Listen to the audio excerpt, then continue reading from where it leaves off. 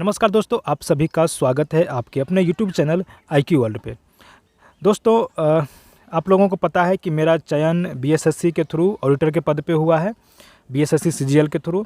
और मैंने एक कम्युनिटी पोस्ट में डाला था कि मेरा रैंक 1049 आया है। और मैं ये भी बताया था आप लोगों को कि जैसे ही रैंक कार्ड या स्कोर कार्ड बीएसएससी जारी करेगा, उसके बाद आप लोगों के लिए मैं एक वीडियो लेकर के आऊँगा। तो चलिए, आज मैं आप लोगों के लिए एक वीडियो लेकर के आ चुका हूँ और इसी वीडियो में मैं आप लोगों को अपना एक्सपीरियंस बताऊंगा कि मैंने कैसे कैसे तैयारी किया था और आप लोगों के लिए क्या अच्छा रहेगा। मैं एक बुक लिस्ट बताऊंगा आप लोगों को, बहुत ही कम बुक में बताने वाला हूं, ठीक है। और उस बुक को आप अच्छे से कर लेते हैं तो आपका सिलेक्शन भी बीएसएससी सीजीएल 4 बीएसएससी इंटर स्तरीय में आसानी से सिलेक्शन होगा।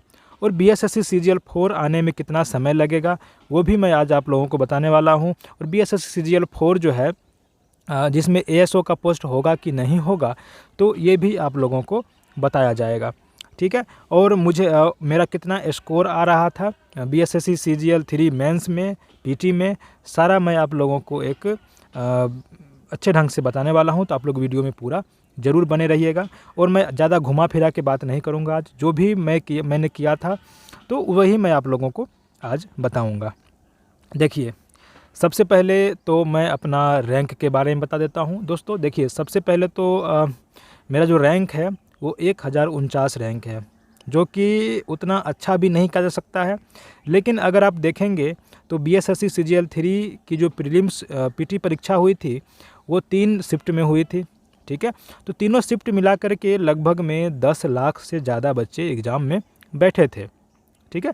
तो 10 लाख से ज़्यादा बच्चे एग्ज़ाम में बैठे थे और 10 लाख बच्चों में 1000 के आसपास रैंक लाना उतना भी आसान नहीं है, ठीक है। तो थोड़ा सा रैंक मेरा ख़राब है, लेकिन फाइनल सिलेक्शन हुआ है, इसलिए मैं अपना एक्सपीरियंस आप लोगों को ज़रूर बताऊंगा। और मुझे आशा है, उम्मीद है कि आप लोगों के लिए ज़रूर फ़ायदेमंद होगा। देखिए, बहुत सारे छात्रों का, दोस्तों का ये क्वेरी रहता है कि सर आपने क्या पढ़ा था, क्योंकि यूट्यूब पर बहुत सारे जो सक्सेसफुल हुए हैं उनका इंटरव्यू आता है, तो उसमें वो बढ़ा चढ़ा करके बोलते हैं। लेकिन मैं आज आप लोगों को बढ़ा चढ़ा करके नहीं बोलूँगा। सबसे पहले तो मैं बता देता हूँ कि मेरे मेंस में कितने नंबर आ रहे थे, जो मेरा 1049 रैंक आया है। देखिए, बीएसएससी अगर सीजीएल 3 का मेंस देखा जाए तो उसमें 71 क्वेश्चन, 71 क्वेश्चन जीके, जीएस और करंट अफेयर का था, ठीक है। और 79 क्वेश्चन पूछा गया था मैथ और रीजनिंग से, ठीक है। अब देखिए, आपके सिलेबस और पैटर्न में अगर देखा जाए तो 75 दोनों रहता है। 75 में जीके जीएस रहता है और 75 में मैथ रीजनिंग रहता है। लेकिन कभी कभी 2-4 क्वेश्चन आगे पीछे भी हो जाता है। यहाँ पर मैथ रीजनिंग थोड़ा 4 क्वेश्चन ज़्यादा पूछ लिया गया था और जीके क्वेश्चन जो है 4 क्वेश्चन कम पूछ लिया गया था। तो देखिए, मैंने टोटल अटैम्प्ट किया था 145, ठीक है। बीएसएससी सीजीएल 3 मेंस की मैं बात कर रहा हूँ। तो इससे आपको एक रफ आइडिया लग जाएगा, एक मोटा मोटी आइडिया लग जाएगा कि कितना आपका स्कोर रहेगा। तो इस कंपटीशन, जो इतना ज़्यादा कंपटीशन है, इसमें आपका कितना रैंक आ सकता है, आपका फाइनल सिलेक्शन हो सकता है या नहीं हो सकता है, ठीक है। और कितना नंबर आना नहीं आना ये तो क्वेश्चन पर भी डिपेंड करता है। लेकिन अगर बीएसएससी सीजीएल 3 में मेंस में जैसा क्वेश्चन आया था, अगर इस प्रकार से क्वेश्चन आता है तो आपका जो परफॉर्मेंस, अगर जैसे मैंने किया था, अगर ऐसा रहा तो आप भी टॉप 1000 के अंदर आ सकते हैं। देखिए, मैं टोटल अटैम्प्ट किया था 145 में 5 क्वेश्चन छोड़ा था, जिसमें कि 1 क्वेश्चन मेरा रीजनिंग का छूट गया था और 4 क्वेश्चन मैंने जीके और साइंस में छोड़े थे, ठीक है। अब आते हैं मैथ और रीजनिंग में टोटल 79 क्वेश्चन था। 79 क्वेश्चन में से 78 मैंने अटैम्प्ट किया था। अगर हम उसमें 76 सही मान करके चलते हैं तो मेरा 75.5 मार्क्स उसमें आएगा, ठीक है। अगर 76 हम सही मानते हैं, 79 में से अगर हम 76 सही मानते हैं, क्योंकि मेरे मैथ रीजनिंग ज़्यादा गलत नहीं होते हैं, मैं 2 गलत लेके चल रहा हूँ। अगर हम 3 भी गलत ले लेते हैं तो भी कोई बात नहीं है, मेरा 74 पॉइंट समथिंग नंबर आएगा, ठीक है। तो मैं 2 गलत लेकर के चल रहा हूँ। मेरा 2 गलत था मैथ रीजनिंग मिला करके, अगर 2 गलत है तो मेरा 75.5 मार्क्स इसमें आया होगा। हम 74 भी लेकर के चल सकते हैं, कोई दिक्कत नहीं है। उसके बाद अगर आते हैं जीके, साइंस और करंट अफेयर सेक्शन में। इसमें 71 क्वेश्चन पूछे गए थे और हमने इसमें 67 अटैम्प्ट लिया था। मेरा सिर्फ और सिर्फ 48 इसमें सही हुआ है। मेरा 19 क्वेश्चन इसमें 19 क्वेश्चन गलत हुआ था और मेरा मार्क्स इसमें लगभग में 43 आया था। तो जैसा कि आपने देखा कि मैथ और रीजनिंग में मेरा 75 आ रहा था और इसमें आ रहा है 43। तो दोनों को अगर जोड़ दिया जाए तो मेरा मार्क्स 118 के आसपास आ रहा था और थोड़ा सा कम भी 2-3 नंबर कर दिया जाए तो मेरा 115 क्वेश्चन नेगेटिव काट करके सही आ रहा होगा। 100% है ये, क्योंकि स्कोर कार्ड जारी किया नहीं है बीएसएससी, सिर्फ रैंक जारी किया है। तो स्कोर मैं आप लोगों को अनुमानित बता रहा हूँ। मैंने जो अनुमान लगा करके रखा था कि मेरा 115 के आसपास आएगा, तो वही 115-18 जो भी है ये मेरा आ रहा होगा। तो आप देख सकते हैं कि अगर बीएसएससी सीजीएल 3 में जिस लेवल के क्वेश्चन पूछे गए थे, अगर उस लेवल क्वेश्चन आपको पूछे जाते हैं इंटर स्तरीय में या सीजीएल 4 की प्रीलिम्स में, तो अगर आपका 120 के आसपास अगर क्वेश्चन सही हो जाता है नेगेटिव काट करके, तो आप आराम से टॉप 500 के अंदर आ सकते हैं। ठीक है, और 120 क्वेश्चन सही करना उतना भी मुश्किल काम नहीं है। इसके लिए आपको क्या करना होगा, मैथ, रीजनिंग और साइंस को बहुत ही अच्छा ढंग से मजबूत करना होगा, करंट अफेयर्स अच्छे ढंग से पढ़ने होंगे और जीके भी एवरेज में आपको अच्छा ही रखना होगा। तो आपका 120 सही आराम से हो सकता है। मेरा थोड़ा सा कम आने का एक और कारण है कि मैं थोड़ा सा यूट्यूब पर भी एक्टिव रहता हूं, मेरा इसमें भी ज़्यादा समय बर्बाद होता है, तो मेरा थोड़ा सा पिछड़ने का यही कारण है और कोई दूसरा कारण मेरा नहीं है।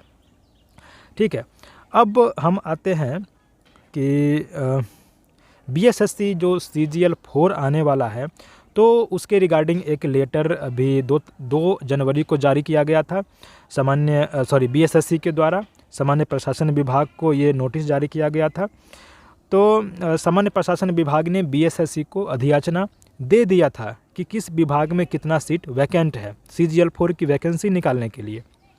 लेकिन सीजीएल 4 ने क्या किया, बीएसएससी ने क्या किया कि जो रिजर्वेशन की नई पॉलिसी आई, आरक्षण की नई नीति आई, तो उसको रिवाइज करने के लिए जो वैकेंसी निकालने के लिए अधियाचना सीट पोस्टों की जो रिक्तियों की अधियाचना बीएसएससी को मिला था, उसको रिवाइज करने के लिए फिर से उसने सामान्य प्रशासन विभाग को वापस कर दिया है। तो अगर 15 दिन में सामान्य प्रशासन विभाग फिर से नए रोस्टर, नए आरक्षण नीति के अनुसार उस वैकेंसी को बीएसएससी को देती है, तो बीएसएससी इसी जनवरी माह में वैकेंसी आपको बीएसएससी के साइट पर देखने को मिल जाएगा। ठीक है, इसमें ज़्यादा समय अब नहीं लगेगा। ठीक है, अब आते हैं मैंने कौन कौन से बुक पढ़े थे उस पर भी बात कर लेते हैं थोड़ा सा। ठीक है, उस पर अगर बात करते हैं तो चलिए मैं आपको पूरा बताता हूँ कि मैंने कैसे कैसे क्या किया था। देखिए, मैं मैथ के लिए, गणित के लिए आर.एस. अग्रवाल बुक जो है, आर.एस. अग्रवाल हिंदी में गणित जो आती है, उसको मैंने एक बार किया था पूरा, एक बार, सिर्फ और सिर्फ एक बार मैंने किया था। उसके बाद मैं एसएससी CHSL का क्वेश्चन बैंक में जितने भी मैथ के क्वेश्चन हैं सबको बनाया। उसके बाद मैं सीजीएल मैथ का प्रीलिम्स और मेंस का क्वेश्चन बनाया। ठीक है, मैं ढेर सारा जहाँ से भी मैथ मिलता था मैं उसको बनाता था और जो भी प्रॉब्लम होता था मैं आर.एस. अग्रवाल से उसको फिर से रिवाइज़ करता था। इस तरीके से मैं करते गया। मैं आर.एस. अग्रवाल सिर्फ एक बार बनाया हूँ पूरा, वो भी 2014 में। उसके बाद मैंने दोबारा आर.एस. अग्रवाल को नहीं बनाया है। ठीक है, और मैं जो बोलूँगा ऐसा आप लोग करना है ये बिल्कुल नहीं है। मैं जो बोलूँगा अगर आपको जिस तरीके से समझ में आता है, आप यूट्यूब देख करके टीचर से समझना चाहते हैं तो वहाँ से भी समझ सकते हैं, लेकिन मैं अपने एक बारे में बता रहा हूँ कि मैंने आर.एस. अग्रवाल ही बनाया। उसका जितने भी क्वेश्चन बैंक मिले, एसएससी हो, रेलवे हो, बैंक हो, तो सभी को मैंने मैथ में बनाया।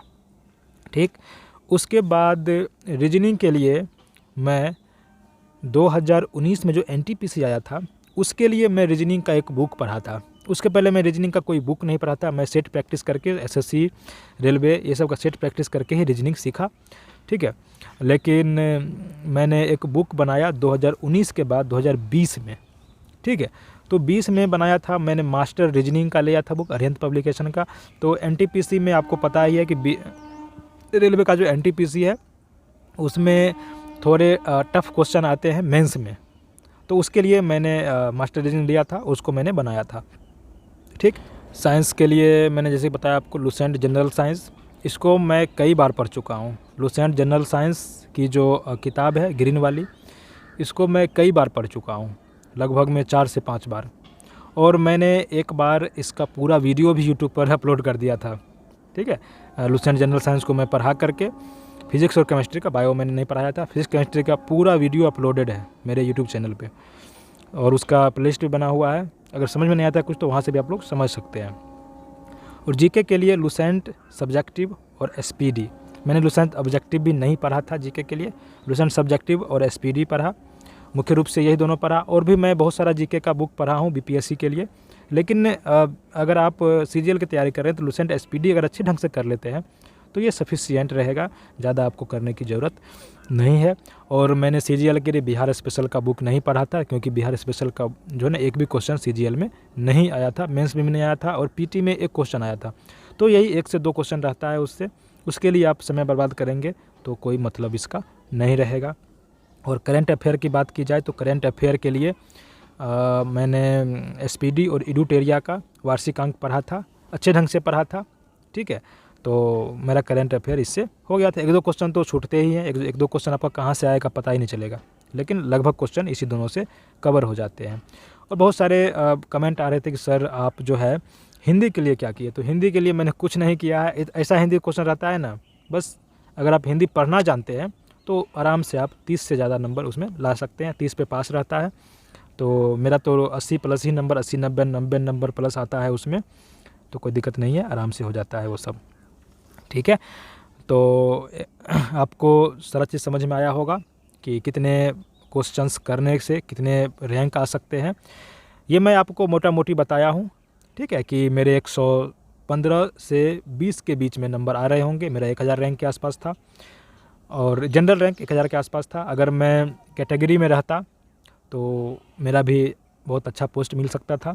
चलिए कोई बात नहीं है, अगले बार प्रयास करेंगे कि और भी अच्छा रैंक लाऊं, 500 के अंदर आ जाना चाहूँगा अगले बार। ठीक है, आप लोग के साथ में आप लोग को भी कोशिश करना है। ठीक है। और भी कोई क्वेरी है तो आप लोग कमेंट कीजिएगा, हो सके तो मैं वीडियो बनाने का प्रयास करूंगा आप लोगों के लिए। एक बार मैं फिर से बता देता हूं बुक लिस्ट। मैथ के लिए RS अग्रवाल, रीजनिंग के लिए मास्टर रीजनिंग बना सकते हैं, साइंस के लिए लुसेंट जनरल साइंस, और जीके के लिए लुसेंट प्लस एसपीडी, और करंट के लिए एसपीडी प्लस एडुटेरिया। और इतना अगर आप कर लेते हैं, इतने अगर ईमानदारी पूर्वक अगर आप कर लेते हैं तो मुझे लगता है कि आप ज़रूर टॉप 1000 में, इंटर स्तरीय में हो या सीजीएल में हो, टॉप 1000 के अंदर आराम से आप आ सकते हैं। ठीक है। और चलिए, अब उम्मीद है कि आप लोगों को समझ में आ गया होगा। फिर मिलते हैं नए वीडियो में, तब तक के लिए आप लोग पढ़ाई अपना जारी रखिए। Bye bye, take care, best of luck.